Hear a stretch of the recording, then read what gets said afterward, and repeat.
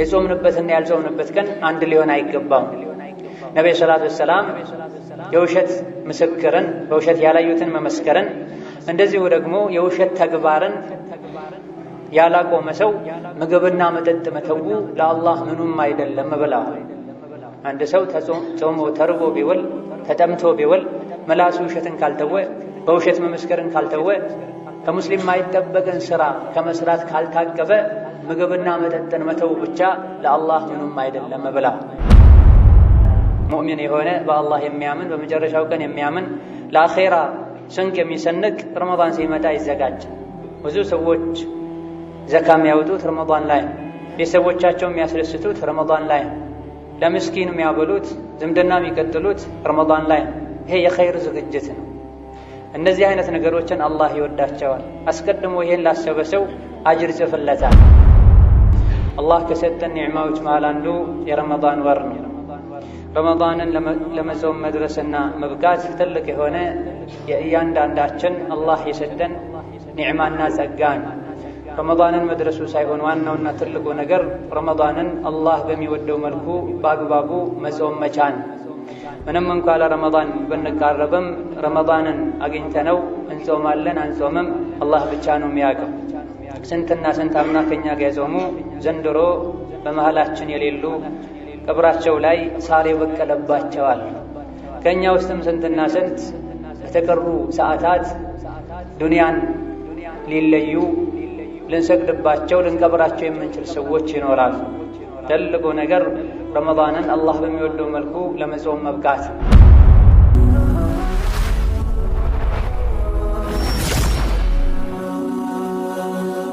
ሰብስክራይብ በማድረግ ቤተሰብ ይሁኑ።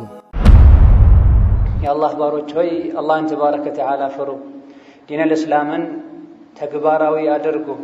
የረሱልን ሰለላሁ ዐለይሂ ወሰለም ሱናም በሚገባ አጠንክራችሁ ያዙ። አላህ ተባረከ ወተዓላ የሰጣችሁ ብዙ ኒዕማና ጸጋዎች አሉ። በእነዚህ ኒዕማዎችና ጸጋዎች ልክ አላህን ተባረከ ወተዓላ በሚገባ አመስግኑት፣ አወድሱት። አላህ ከሰጠን ኒዕማዎች መሃል አንዱ የረመዳን ወር ነው። ረመዳንን ለመጾም መድረስና መብቃት ትልቅ የሆነ የእያንዳንዳችን አላህ የሰጠን ኒዕማና ጸጋ ነው። ረመዳንን መድረሱ ሳይሆን ዋናውና ትልቁ ነገር ረመዳንን አላህ በሚወደው መልኩ በአግባቡ መጾም መቻል። ምንም እንኳ ለረመዳን ብንቃረብም ረመዳንን አግኝተነው እንጾማለን አንጾምም አላህ ብቻ ነው የሚያውቀው። ስንትና ስንት አምና ከኛ ጋር የጾሙ ዘንድሮ በመሃላችን የሌሉ ቀብራቸው ላይ ሳር የበቀለባቸዋል። ከኛ ውስጥም ስንትና ስንት በተቀሩ ሰዓታት ዱንያን ሊለዩ ልንሰግድባቸው ልንቀብራቸው የምንችል ሰዎች ይኖራሉ። ትልቁ ነገር ረመዳንን አላህ በሚወደው መልኩ ለመጾም መብቃት ነው። እነሆ ረመዳን ለሙእሚኖች የወሮች ሁሉ ምርጥ ወር ነው። ለሙናፊቆች ደግሞ እጅግ በጣም ከባድና አስቸጋሪ የሚባል ወር ነው። ኢማም አሕመድና ኢማሙ አልበይሀቂ ከአቡ ሁረይራ ባስተላለፉት ሐዲስ ነቢዩ ዓለይሂ ሰላቱ ወሰላም ይህ የተከበረ ወር ከናንተ ተቃርቧል፣ ወደ እናንተ መጥቷል። ለሙእሚኖች እንደ ረመዳን ያለ መልካም ወር የለም፣ ለሙናፊቆች ደግሞ እንደ ረመዳን ያለ ከባድና መጥፎ የሚባል ወር የለም። እነሆ አላህ የረመዳንን ወር አጅሩን ምንዳውን ገና ረመዳን ከመግባቱ በፊት ለጿሚዎች ለሙእሚኖች ይጽፋል፣ ያዘጋጃል። እንደዚሁ ደግሞ ረመዳን ውስጥ ያሉ ቅጣትና ወንጀሎችንም ለወንጀለኞች ለሙናፊቆች አስቀድሞ ይጽፋል። ይህ የሆነበት ምክንያትም ሙእምን ገና ረመዳን ከመምጣቱ ዝግጅት ያደርጋል፣ ለኸይር ነገር ይዘጋጃል። አላህ ተባረከ ወተዓላ የሰዎችን ንያ ነውና የሚያየው ኸይርን ለመስራት በመዘጋጀታቸው በመወሰናቸው አስቀድሞ አላህ አጅራቸውን ያዘጋጃል፣ ይጽፋል። በአንጻሩ ደግሞ ሙናፊቅም ለወንጀሉ ሙእሚኖችን ለማማት ስጋቸውን ለመብላት የሙእሚኖችን ዐውራና ገመና ለመከታተል የሚዘጋጅበት ወር ነው። አስቀድሞ ለሸር በመዘጋጀቱም አላህ ለሙናፊቅና ላስመሳይ ላስቸጋሪ ሰውም ወንጀሉን ቀድሞ የሚጽፍበት ወር ነው። ረመዳን ለሙእሚኖች የሙርኮ ወር ነው፣ የእድል ወር ነው፣ የንግድ ወር ነው። ለሙናፊቅ ደግሞ የቅጣትና የስቃይ ወር ነው ብላ እነሆ ይህን ሐዲስ በተጨባጭ ሓሉን ሐቂቃውን ማየት እንችላለን። ሙእሚን የሆነ በአላህ የሚያምን በመጨረሻው ቀን የሚያምን ለአኼራ ስንቅ የሚሰንቅ ረመዳን ሲመጣ ይዘጋጃል። ብዙ ሰዎች ዘካ የሚያወጡት ረመዳን ላይ ነው። ቤተሰቦቻቸው የሚያስደስቱት ረመዳን ላይ ነው። ለምስኪን የሚያበሉት ዝምድና የሚቀጥሉት ረመዳን ላይ ነው። ይሄ የኸይር ዝግጅት ነው። እነዚህ አይነት ነገሮችን አላህ ይወዳቸዋል። አስቀድሞ ይሄን ላሰበ ሰው አጅር ጽፍለታል። በአንጻሩ ደግሞ የእስላም ጠላቶች፣ ሙናፊቆች፣ አስመሳዮችም በማወቅም ይሁን ባለማወቅ ሸይጣን የተጫወተባቸው ሰዎች ረመዳን ሲመጣ ሰዎችን ከመስጅድ ለማራቅ ከአላህ ለማራቅ የበኩላቸውን ጥረት ያደርጋሉ። የቁርአኑ፣ የዱዓው፣ የዚክሩ ወር ላይ ፊልምን፣ ሙዚቃን፣ ከሙዚቃ ያልተናነሱ ነሺዳዎችን እያዘጋጁ ሰዎችን ከቁርአን የሚያርቁበት ሁኔታም አለ። ለእነዚህ ረመዳን የቅጣትና የአዳብ ወር ነው የሚሆን በሰሩት ስራቸው ነው። ረመዳን የተደነገገው የሰው ልጆች የአላህን ፍርሃቻ ልብስ ይለብሱበት ዘንድ ነው። በተጨባጭ አላህን መፍራት ወንጀልን መተው እንደሚቻል ያረጋግጡበት ዘንድ ነው። ሐላል የሆነውን ምግብና መጠጥ ረመዳን ላይ እየተወን ቀን ጾመን ውለን ማታ ላይ በሐራም ምናፈጥር ከሆነ ቀን ምግብና መጠጥን ትተን የሰው ስጋ ምንበላ ከሆነ የጾም ዓላማ አልገባንም፣ አልተረዳንም። ጾም ዋነኛ ዓላማው ዒላው ለዓለኩም ተተቁን አላህን ትፈሩ ዘንድ ነው። አላህን መፍራት ማለት ያዘውን መታዘዝ የከለከለውን መከልከል ማለት ነው። ኸይር ሥራ በመስራት ወንጀልን በመተው በእኛና በአላህ ቅጣት መሃል ግርዶሽን መጋረድ ማለት ነው። ወንጀል የሚሠራ ሰው ከአላህ ቅጣት የሚከለክለው መጋረጃ የለውም። ዋጅብን የሚተው ሰው ከአላህ ቅጣት የሚጋረደው መጋረጃ የለውም። ኸይርን በአግባቡ የሚሠራ ወንጀልን የሚተው እሱና በጀሃነም መሃል አጥር ይታጠራል፣ ጀሃነም አታገኘው። እነሆ የረመዳን ዋነኛ ዓላማ ይሄ ነው። ሰውነታችንን ከሐራም መጠበቅ፣ መጥፎ የሚባልን ነገር በሙሉ መተው፣ ማታለልን፣ ማጭበርበርን፣ ሰዎችን መበደልን እንድንተው ነው ረመዳን የመጣው። ረመዳን ላይ በአግባቡ እነዚህ መልካም ሥራዎችን ከሠራን ወንጀሎችን ከተወን እስከ ቀጣይ ረመዳን ድረስ ጸባያችን ተስተካክሎ መቆየት ይችላል። ለዚህ ነው ነብዩ ሰለላሁ ዐለይሂ ወሰለም ጁሙዓ እስከ ጁሙዓ፣ ረመዳን እስከ ረመዳን መሀል ላይ ላሉ ጥቃቅን ወንጀሎች መሰረዣ ናቸው ያሉት። 5 ወቅት ሶላትን በአግባቡ የሚሰግድ፣ ረመዳንን በአግባቡ የሚጾም፣ ጁሙዓን በአግባቡ የሚጾም እነዚህ መልካም ዒባዳዎች እስከ ቀጣዩ የዒባዳ አጋጣሚ ድረስ ከወንጀል ይጠብቃሉ። የዒባዳው የመልካም ሥራው ኃይል የኢማናችን ጥንካሬ ወንጀልን እንድንፈራ እንድንሸሽ ያደርገናል። እነዚህ ነገሮችን በአግባቡ ማይወጣ ሰው ከወንጀል መዳን፣ ስሜቱን ከመከተል መዳን በቀላሉ አይችልም ነው። ረመዳን ላይ ሰው ማታለልን፣ ማጭበርበርን፣ ሰዎችን መበደልን በተለይ ከኛ መልካምን ነገር የሚጠብቁ ዘመድ የሆኑ ቅርብ የሆኑ ደካማ የሆኑ ቤተሰቦችን ከመበደል የምንታቀብበት ወር፣ ነጋዴ ደግሞ ከማታለል ሚዛንን ከማጉደል ቃል ገብቶ ቃሉን ከማፍረስ የሚጠነቀቅበት ወር፣ ሁሉም አማኝ በተለይ ወጣቱ ሐራም ከማየት ሐራምን ከመናገር በሐራም ስሜትን ለማርካት ከመሞከር የሚታቀቡበት ወር፣ ዘፈንና መሰል ነገሮችን ከመስማትም የሚርቁበት ወር ሊሆን ይገባል። ጾመኛ ሆኖ ዘፈን የሚሰማ ጾመኛ ሆኖ ሐራም የሚያይ እነዚህ አላህ የሚጠላቸው ስራዎች የጾሙን አጅር ይቀንሱታል። ጾመኛ ሆኖ የሚዋሽ፣ ሰውን የሚያማ፣ ሰውን ለማጣላት ብሎ ወሬን የሚያመላለስ፣ ሰውን የሚሰድብ የጾሙ አጅር ይቀንሳል። ጾሙ ዋጋ አይኖረው። ምግብ መጠጥ መተው ብቻ ይሆናል። ሌላ ጊዜው እንኳ ሰው መጥፎ ቃል ሲናገረን መልስ መስጠት ተፈቅዶልናል። ሌላ ጊዜ ከረመዳን ውጪ ሰው መጥፎ ቃል ከተናገረን መልስ መስጠት ተፈቅዶልናል። ላ ዩሒቡ ላሁ ልጀህረ ቢሱኢ ኢላ መን ዙሊም ብላ መጥፎን ቃል መናገር አላህ አይወድም ለተበደለ ሰው ለተሰደበ ሰው ካልሆነ በስተቀር ብላ። ረመዳን ላይ ግን ተሰድበን እንኳ ተነክተን እንኳ አጸፋ እንዳንመለስ ረሱሉ ሰለላሁ ዐለይሂ ወሰለም መክረውናል፣ አደብ አስይዘውናል። ወኢን ሳበሁ አሐዱን አው ሻተመሁ ፈልየቁል ኢኒ ሷኢም ብላ። ጾመኛ የሆነ ሰው አንድ ሰው ቢሰድበው የሌለበትን ቢለጥፍበት መልስ አይስጠው፣ እኔ ጾመኛ ነኝ ይበል ብለዋል ነብዩ ሰለላሁ ዐለይሂ ወሰለም። የጾምንበትና ያልጾምንበት ቀን አንድ ሊሆን አይገባም። ነብዩ ሰለላሁ ዐለይሂ ወሰለም የውሸት ምስክርን በውሸት ያላዩትን መመስከርን እንደዚሁ ደግሞ የውሸት ተግባርን ያላቆመ ሰው ምግብና መጠጥ መተው ለአላህ ምኑም አይደለም ብለዋል። አንድ ሰው ጾሞ ተርቦ ቢውል ተጠምቶ ቢውል መላሱ ውሸትን ካልተወ በውሸት መመስከርን ካልተወ ከሙስሊም ማይጠበቅን ስራ ከመስራት ካልታቀበ ምግብና መጠጥን መተው ብቻ ለአላህ ምኑም አይደለም ብለዋል። እኛ እንደምንጾመው ሁሉ ልጆቻችንም ማጾም ይጠበቅብናል። ረመዳንን ከምናከብርበት መንገድ አንዱ መላው ቤተሰብ እንዲጾም ማድረግ አለብን፣ መምከር አለብን። ልጆቻችሁን 7 ዓመት ሲሞላቸው ወደ 8 ሲገቡ ሶላት እንዲሰግዱ ዘዟቸው። 10 ዓመት ሲሞላቸው ስገዱ ብላችሁ በማይጎዳ መልኩ አደብ ለማስያዝ ምቷቸው ብለዋል ነብዩ ሰለላሁ ዐለይሂ ወሰለም። ጾምም ልክ እንደ ሶላት ነው። 7 ዓመት ሞልቷቸው ወደ 8 የገቡ ህፃናት እንዲጾሙ ልናደርጋቸው ይገባል።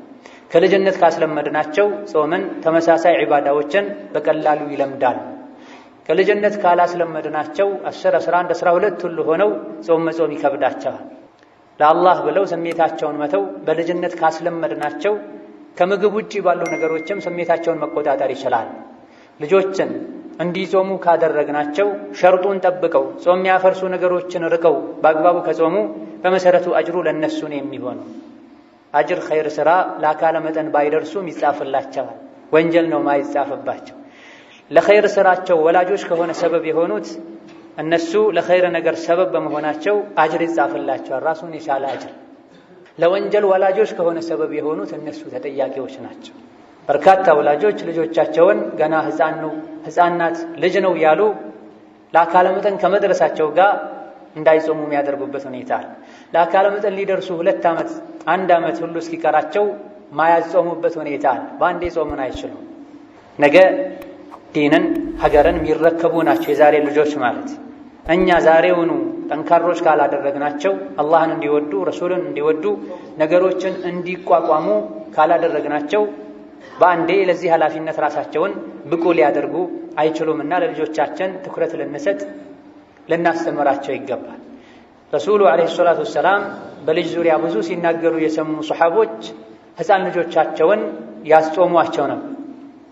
ጾመው ተርበው ሲያለቅሱ መጫወቻ ይሰጧቸው ነበር። እንዲረሱ ወደ መስጂድ ይዘዋቸው ይሄዱ ነበር። በዚህ መልኩ ስላደጉ ነው ሱሐቦች እስላምን፣ ዲንን፣ ዒልምን፣ ሐዲትን ጠብቀው ወደኛ ሊያደርሱ የቻሉት። ልጆች ላይ ጾም ግዴታ የሚሆነው ለአካለ መጠን ሲደርሱ ነው። ሕፃናት ለአካለ መጠን መድረሳቸው የሚታወቅበት ራሱን የቻለ መንገድ አለ። 15 ዓመት ከሞላቸው ወንዱም ይሁን ሴት ለአካለ መጠን ደርሰዋል። 15 ዓመት እንኳ ባይሞላ ሌሎች የሚታዩ ምልክቶች አሉ። የዘር ፈሳሽ መውጣት፣ አፍረተ ገላ አካባቢ ላይ ከርዳዳ የሚሻክር ፀጉር መብቀል፣ ሴት ልጅ ከሆነች የወር አበባ ደም ማየት፣ በ9 ዓመቷን ብታይ በ10 ዓመቷን ብታይ የወር አበባ ደም ማየት ብቻ ለአካለ መጠን የመድረስ ምልክት ነው። እነዚህ ምልክቶች ካልታዩ 15 ዓመት ከሞላ ጠንካራም ቢሆኑ ደካማም ቢሆኑ ሰውነታቸው ቢገዝፍም ባይገዝፍም ጾም ወጅቦባቸዋል፣ ሶላት ወጅቦባቸዋል፣ እስላማዊ ህግጋት ይመለከቷቸዋል። ልናሰግዳቸው ይገባል። እዛ ከመድረሳቸው በፊት ደግሞ ልናለማምዳቸው ይገባል። አንዳንዴ በተለይ ሴቶች ለአካለ መጠን ከመድረሳቸው ጋር ሀፍረው ማይጾሙበት ሁኔታ አለ።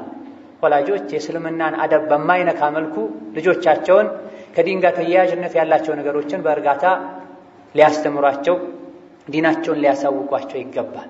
ከረመዳን ጋር ተያያዥ የሆኑ ሁላችንንም የሚመለከቱ አሕካሞች ከሚባሉት አንዱ የረመዳንን መግባት ጨረቃውን ማየትና መከታተል። ባለንበት ጊዜ በተለይ ከተማ አካባቢ ላይ በሰለጠነው ዘመን እየተረሳ ያለ ሱና ነው። ረመዳን ነገ ነው ተብሎ የሚጠበቅበት ምሽት ላይ በተለይ ከፍታ አካባቢ ላይ ያሉ ሰዎች ጨረቃን ለማየት መሞከር አለባቸው። ያየ ሰው በአቅራቢያ ለሚገኝ የሙስሊሞችን ጉዳይ ለሚመሩ አካላት አሳውቆ በይፋ እንዲነገር ማድረግ አለበት። በእርግጠኝነት ካየ አንድ ሰው ነገ ረመዳን መሆኑን የሚገልጸውን ጨረቃ ካየ ሌሎች እንኳ ባይቀበሉት የመጾም ግዴታ አለበት።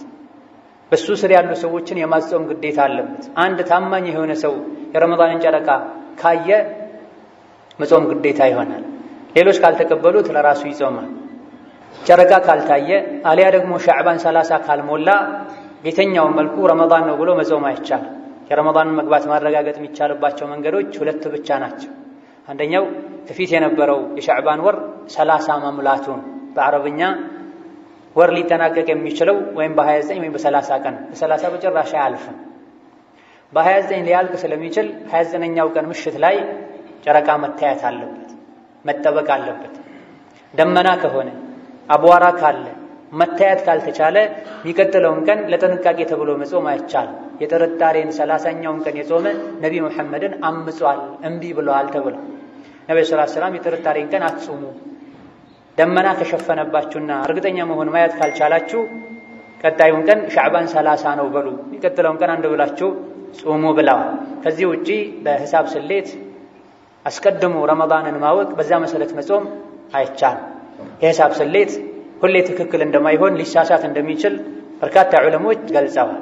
ነቢ መሐመድ ሰለላሁ ዐለይሂ ወሰለም ጨረቃን ስታዩ ጾሙ፣ ጨረቃንም ስታዩ አፍጥሩ፣ ማየት ካልቻላችሁና ደመና ከሆነባችሁ ከተከለለ 30 ሙሉ ብለዋል።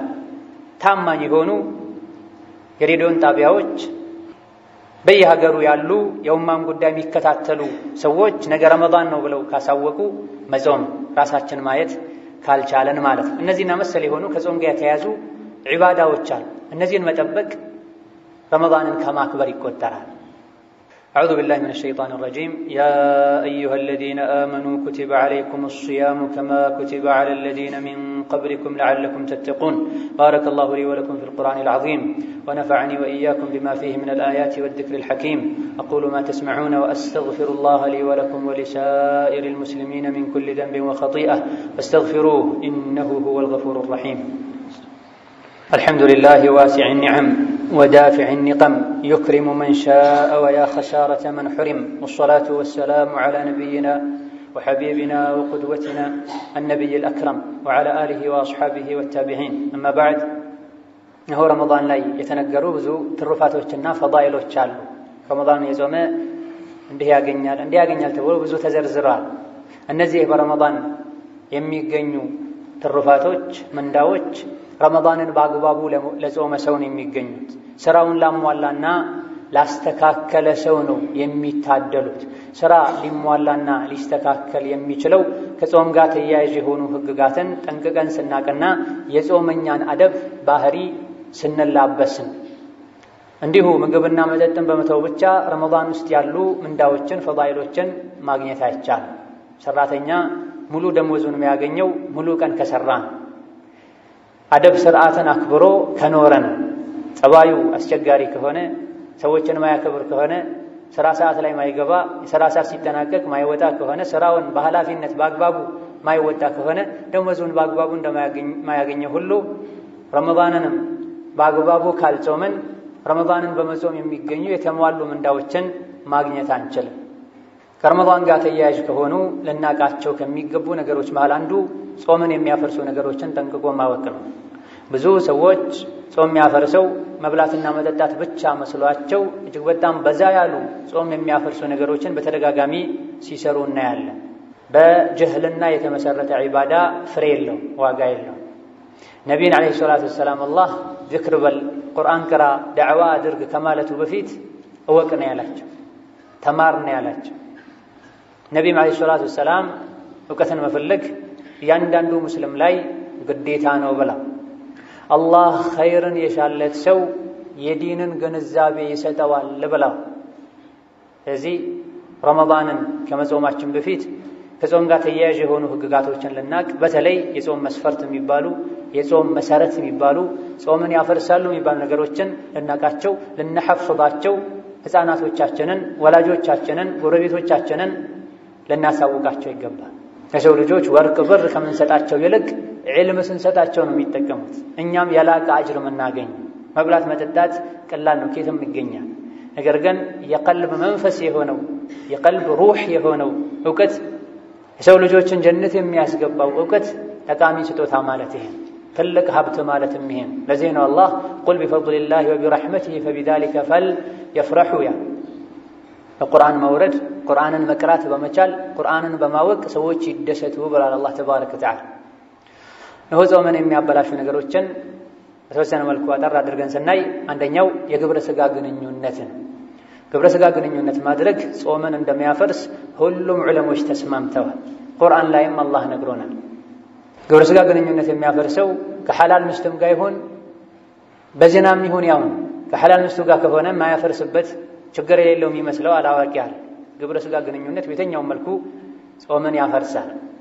በግብረ ሥጋ ግንኙነት ምክንያት ጾሙ የፈረሰበት ሰው ጾሙ ከመፍረሱ በተጨማሪ ከባድ ወንጀል ተዳፍሯልና ከፋራ ይጠበቅበታል። አንድ ባሪያ ነፃ ማውጣት፣ ካልሆነ 30 ቀን በተከታታይ መጾም፣ ካልሆነ 30 ምስኪን ማብላት ይጠበቅበታል።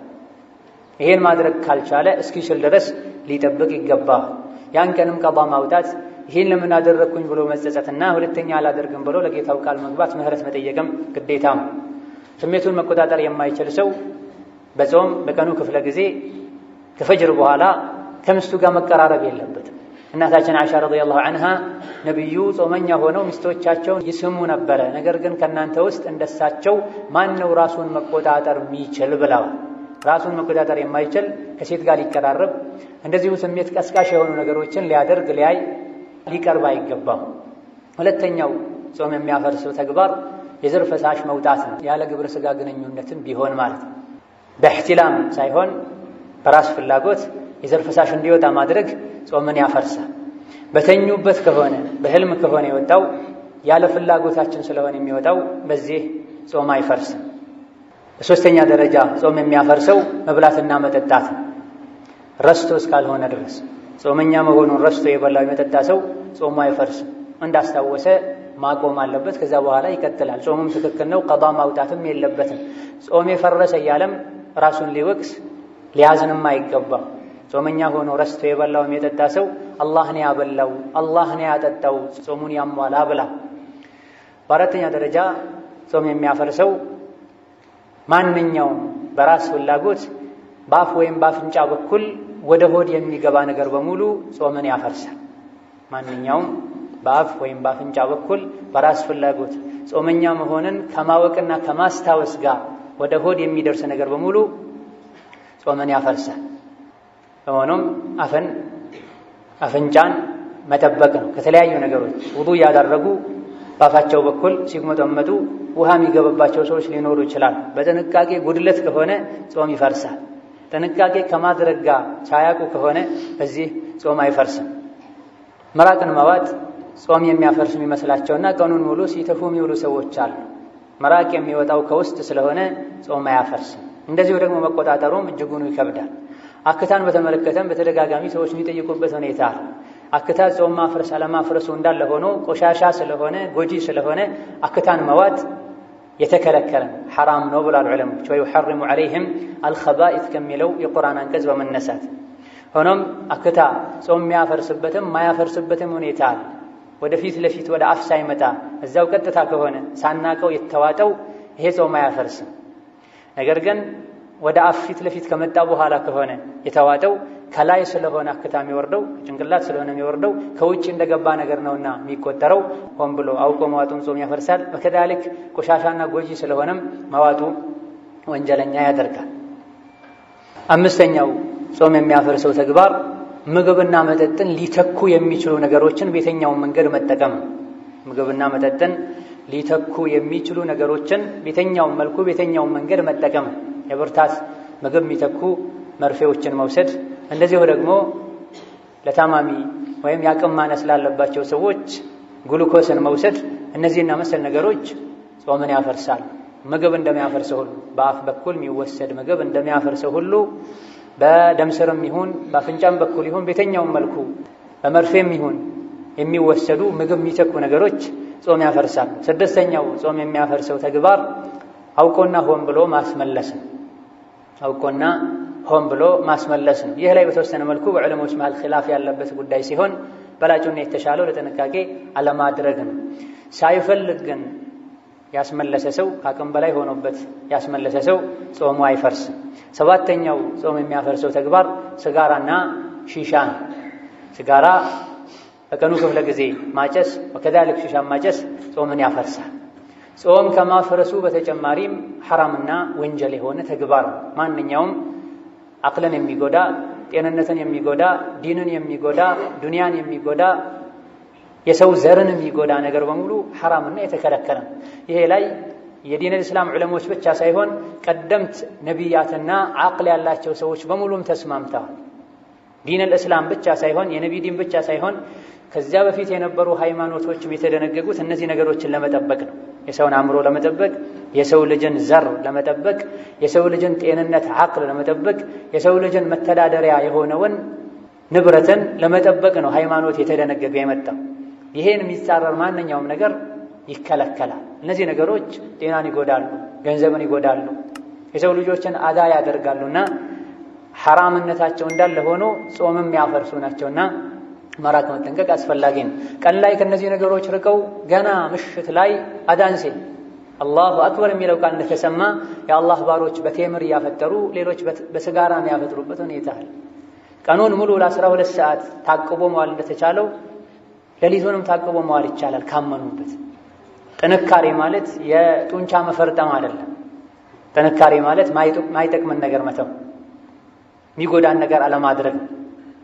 ስምንተኛው ጾም የሚያፈርሰው ተግባር ሒጃማ ነው ወይም ዋግምት፣ ከሰውነታችን በዛ ያለ ደም እንዲወጣ ማድረግ ማለት ነው። ነብዩ ሰለላሁ ዐለይሂ ወሰለም ተርሚዚና ሌሎችም በዘገቡት ሐዲስ አፍጠረ አልሓጅም ወልመሕጁም ብላ ዋግምት የሚሰራለትም የሚሰራውም ጾማቸው ፈርሷል ብላ። ሌላ ሶሒሕ በሆነ ከዚህ በተሻለ የሶሒሓ ደረጃ ላይ ባለ ቡኻሪ በዘገቡት ሐዲስ እሕተጀመ ወሁወ ሷኢም ነብዩ ሰለላሁ ዐለይሂ ወሰለም ጾመኛ ሆነው ሒጃማ ዋግምት ተሰርተዋል የሚል ዘገባ አለ። ሁለቱ እንዴት ነው የሚስማሙት ብለው ብዙ ሙከራ ለማስማማት ሙከራ ያደረጉ ዑለሞች አሉ። ጾመኛ ሆኖ ዋግምት ያሰራ አፈጠረ ብለዋል ነብዩ ሰለላሁ ዐለይሂ ወሰለም። አፈጠረ ማለታቸው ብዙ ደም ከሱ ከወጣ ማፍጠሩ አይቀርም ይደክመዋል ማለት ነው የፈለጉት እንጂ ጾመኛ ሆኖ ዋግምት ቢሰራ በዛ ያለ ደም ቢለግስ ብዙ ደም ቢፈሰው ደም መወሰዱ ደም መውጣቱ ብቻ ጾሙን አያፈርስም። ገና ብዙ ጊዜ በብዛት ደም መውጣቱ ጾም መፍረስን ያስከትላል ማለት ነው የፈለጉት። ዋግምት አሰርቶ ራሱን ሳይስት መቆየት የቻለ ሰው ጾሙ አይፈርስም ብለው የፈሰሩ አሉ። ለምን ሲባል ቡኻሪ ላይ ነብዩ ሰለላሁ ዐለይሂ ወሰለም ጾመኛ ሆነው ዋግምት ተሰርቶላቸዋል የሚል ዘገባ ስላለ። ሌሎች ዑለሞች ነብዩ ሰለላሁ ዐለይሂ ወሰለም ጾመኛ ሆነው ነበረ በዕለቱ፣ ነገር ግን ዋግምት አሰሩና አፈጠሩ የሚል መልእክት ነው ያለው ብለው። ሆኖም ሰፊ ኺላፍ አለበት። በላጩና የተሻለው ጾመኛ ሆኖ ዋግምት ለማሰራት በዛ ያለ ደም እንዲወጣ አለማድረግ ነው። ለምርመራ ለናሙና ደም ቢወሰድ ምንም ችግር የለውም። ኖርማል መርፌ ሰዎች ቢወጉ ምንም ችግር የለውም። በላጩና የተሻለው እነዚህና መሰል ነገሮችን በማታው ክፍለ ጊዜ ማድረግ ነው። ዘጠነኛው ጾም የሚያፈርሰው ተግባር ጾምን ለመፍታት መወሰን። ጾመኛ ከመሆኑ ጋር ባይበላ እንኳ እኔ እበላለሁ ዛሬ አልጾምም ብሎ ከወሰነ አንድ ሰው ጾሙ ይፈርሳል። ምክንያቱም ኢነመል አዕማሉ ቢንኒያት ብሏል ነብዩ ሰለላሁ ዐለይሂ ወሰለም። ወከዛሊክ ጾመኛ የሆነ ሰው ንያው ከሱ ቀኑን ሙሉ መለየት የለበትም። የሆነ ሰዓት ላይ ንያው ከተበላሸ ሐሳቡን ከቀየረ ባይበላ እንኳ እንደበላ ይቆጠራል። ስለዚህ ከሱሑር ሰዓት ከፈጅር ሰዓት ጀምሮ እስከ መግሪብ ድረስ ንያችን አብሮ ሊቀጥል ይገባል። በላለው ብሎ ወስኖ ኋላ ላይ እንዳይበላ የሚያደርገው ምክንያት ተፈጥሮ እንጂ ያላቆመ ሰው ወይም ከመብላት ያልታቀበ ሰው ጾሙ ይፈርሳል ባይበላም ማለት ነው። ነገር ግን እንዲህ ነገር ካገኘው ብሎ አንጠልጥሎ ከሆነ እዛ ከመድረሱ በፊት ሳያጣው በራሱ ፍላጎት መልሶ ከቀጠለ ጾሙ አይበላሽም ያሉ ዑለሞች አሉ። ሆኖም ከኺላፍ ለመውጣት መጠንቀቅና ንያን ጠብቆ መዋል አስፈላጊ ነው። አስረኛው ጾም የሚያፈርሰው ተግባር የወር አበባ ደምና የወሊድ ደም መውጣቱ። ሴት ልጅ ጾም ከጀመረች በኋላ የወር አበባ ደም ብታይ የወሊድ ደም ብታይ ሚጥ በጀመራት ጾሙ ይበላሻል። ቀኑን ሙሉ ጾማ ውላ 2 ደቂቃ 3 ደቂቃ ሲቀረው እንኳ የወር አበባ ደም ብታይ ፀሐይ ሳይጠልቅ በፊት ጾሙ ይበላሻል፣ ቀዷ ማውጣት ይጠበቅበታል። 11ኛው የጾም የሚያፈርስ ተግባር ወይም የጾም መፍረሻ መንገድ አእምሮን መሳት ነው። ጾመኛ ሆኖ ሙሉ በሙሉ አእምሮን የሳተ ሰው በአእምሮ በሽታ በእብደትም ይሁን በማደንዘዣና በመሰል ነገሮችም ይሁን ሙሉ በሙሉ ራሱን የሳተ ሰው ጾሙ ይፈርሳል። 12ኛው የጾም መፍረስ ሰበብ አላህ ይጠብቀንና ከእስልምና መውጣት ነው። በንግግር ወይም በተግባር ወይም በሐሳብና በንያ ከእስልምና የወጣ ሰው ጾሙ ይፈርሳል። እምነት ላይ ዲን ላይ ቀልድ የለም። የኩፍር ቃል ተናግሮ አንድ ሰው ለቀልዴ ነው ቢል ከእስልምና ይወጣል፣ ጾሙም ይፈርሳል። ውስጡ ላይ እንኳ በሐሳብ ባይገልጸው በልቡ ከእስልምና የሚሻል ሌላ ዲን አለ ቢል አንድ ሰው ከእስልምና ይወጣል። ያለፈው ስራ ሁሉ ይከስራል፣ ጾሙም ጭምር ይፈርሳል። ውዱእ ላይ ከነበረም ውዱእ ሁሉ ይፈርሳል። ወደ መስጂድ የመጣ መንገድ ላይ የኩፍር ቃል ቢናገር አሊያ ደግሞ መንገድ ላይ የኩፍር ተግባር ቢሰራ ከአላህ ውጭ ላለ አካል ስጁድ ቢያደርግ ርኩዕ ቢያደርግ ከእስልምና ይወጣል፣ ውዱእም ይፈርሳል። ረመዳን ከሆነ ጾሙም ይፈርሳል። እነዚህና መሰል የሆኑ ጾም የሚያፈርሱ ነገሮች አሉ። ልናቃቸው ልንጠነቀቃቸው ይገባል። እነዚህ ነገሮች በሙሉ ጾም የሚያፈርሱት አንደኛ ጾም እንደሚያፈርሱ እያወቀን ካደረግናቸው። ባለማወቅ እነዚህ ነገሮችን ያደረገ ሰው እንዳወቀ ማቆም አለበት እንጂ ጾሙ አይፈርስም። እንደዚሁ ደግሞ በእነዚህ ነገሮች ጾም የሚፈርሰው እያስታወሰ ካደረገ ነው። ጾም እንደሚያፈርስ ያውቃል። በተቻለው ያክልም ተጠንቅቆ እየጾመ ሳለ መሀል ላይ ረስቶ ቢጠጣ፣ ረስቶ ቢበላ፣ ረስቶ ቢያስመልስ ጾሙ አይፈርስም። ሶስተኛው እነዚህ ነገሮች ጾም የሚያፈርሱት በራሱ ምርጫ ካደረገ፣ ተገዶ ካደረገ ጾሙ አይፈርስም። አስገድዶ ሰው ቢያበላው አንድን ሰው ጾሙ አይፈርስም። አስገድዶ ቢያጠጣው ጾሙ አይፈርስም። አስገድዶ በዛ ያለ ደም እንዲወጣበት ቢያደርግ አንድ ሰው ጾሙ አይፈርስም።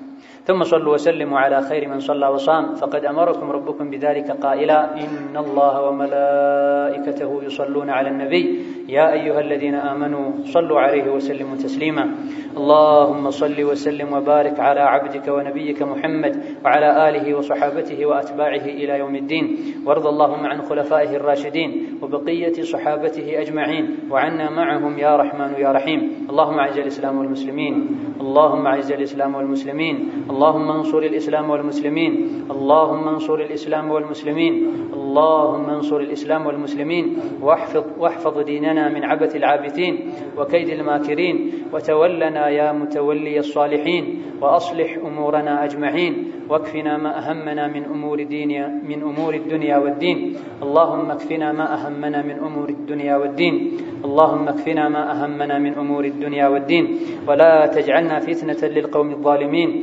واجعلنا اللهم هداة مهتدين غير ضالين ولا مضلين اللهم اجعلنا هداة مهتدين غير ضالين ولا مضلين اللهم اجعلنا هداة مهتدين غير ضالين ولا مضلين اللهم احينا مسلمين وتوفنا وأنت راض عنا يا كريم يا كريم اللهم احينا مسلمين وتوفنا وأنت راض عنا يا كريم يا كريم اللهم أحسن عاقبتنا في الأمور كلها وأجرنا من خزي الدنيا وعذاب الآخرة اللهم اجعل خير أعمالنا أواخرها وخير أعمالنا خواتمها وخير أيامنا يوم نلقاك ووفقنا اللهم لبلوغ رمضان واستغلاله على الوجه الذي يرضيك عنا يا ربنا